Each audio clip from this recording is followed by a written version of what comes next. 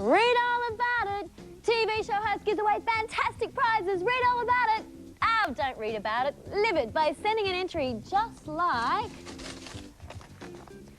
Elsie Edison from Geelong Caves, and also Amity and Lachlan Frickler from Durack in Queensland. Congratulations. They'll be really happy because they'll soon receive all of... It's my favourite time of the day, barrel time. And it's also the favourite of Michelle Murphy of Braybrook in Victoria, and also Sarah Grimmett from Chataway Bay in New South Wales. Congratulations. All of this will be appearing on your doorstep.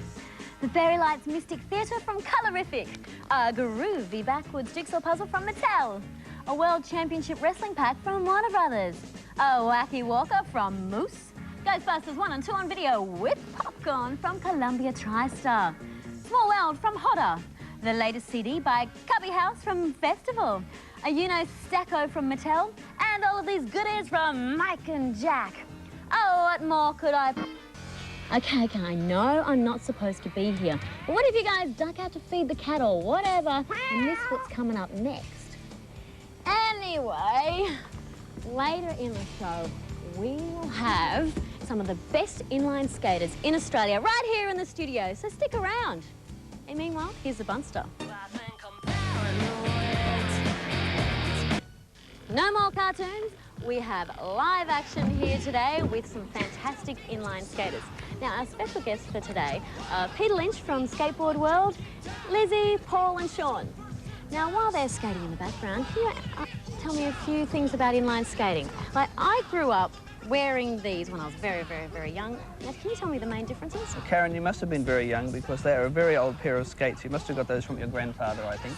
The main difference is, firstly, if you look at the length of the skate, you've got the 4 wheels and they go right the full length of your foot. Now, it's that makes this skating so much easier than traditional roller skating. But that aside, there's still a very hard core of skaters that roller skate because you've got figure skating. All the world championships are still held on this sort of skates, on traditional roller skates, and also there's a very hardcore league of speed skaters. So these skates aren't dead, but these are a technological innovation that have actually improved the sport. Now, Peter, when did inline skating start and when did it come to Australia? It started in 1985 in the US, and they came up with this new innovation, and they couldn't get people to start skating because everybody was still roller skating. Because what they did is they set up a whole lot of rental booths in Venice Beach in California, and then people finally got to try the sport, and then the sport just took off.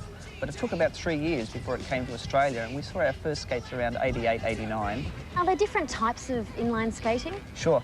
The skating that everybody sees is like street skating, recreational skating, where you just go out and have fun on the street, and every bit of turf or pavement becomes fun because no longer are you just sort of walking along, you actually get to make it a challenge. So that's recreational skating.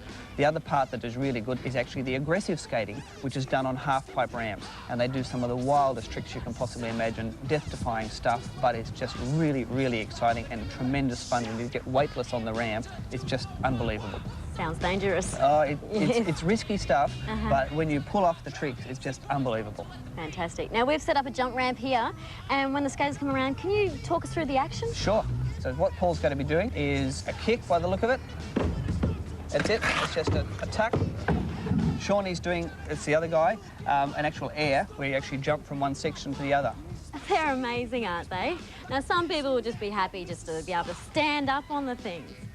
Now, thank you so much, Peter. Now, join us after the break because we're going to be giving away some fantastic blade line packs to 2 lucky viewers, so stick around.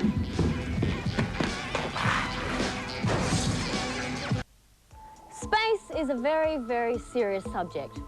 Or it was, until Colgate got into the action by joining dental care with the fight against intergalactic evil with the new Colgate Star Wars toothbrush.